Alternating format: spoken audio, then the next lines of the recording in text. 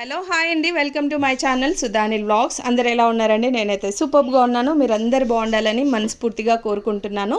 So ఈ రోజైతే నేను ఇప్పుడు టమాటా చారు చేస్తున్నాను. మరి ఈ టమాటా చారు చేస్తుంటాము, లేదా పప్పు చేస్తుంటాము, లేదా కొన్నిసార్లు సాంబార్ చేస్తుంటాము.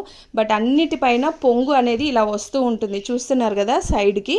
యాక్చువల్గా ఈ చారు క్వాంటిటీ తక్కువగా ఉంది కాబట్టి మనకు కొంచెం పొంగు తక్కువగా కనిపిస్తుంది. సో మరి ఈ పొంగు తీయడం వల్ల, అంటే ఆ సైడ్కు ఉన్నదంతా తీయడం వల్ల ఏమైనా ఉపయోగం ఉందా లేకపోతే నష్టం ఉందా అనే విషయాన్ని నేను మీతో షేర్ చేసుకుంటాను. మీలో ఎవరైనా ఫస్ట్ టైం నా ఛానల్ని చూసినట్లయితే ప్లీజ్ లైక్ చేయండి, షేర్ చేయండి, సబ్స్క్రైబ్ చేయండి. ఇలాంటి ఎన్నో kitchen tips, tours and travels, శారీస్కి సంబంధించినవి అన్ని వీడియోస్ మన ఛానల్లో అయితే ఉన్నాయి. సో లేడీస్కి అయితే పక్కా ఎంటర్టైన్మెంట్ ఛానల్ మనది. సో ప్లీజ్ సబ్స్క్రైబ్ చేయండి, సపోర్ట్ చేయండి, లైక్ చేయండి అండ్ సపోర్ట్ చేయండి ఫ్రెండ్స్. ఇప్పుడైతే మనము ఆ పొంగుని తీయడం వల్ల ఏంటి లాభము అనేది నేను మీకు క్లియర్ చేస్తాను.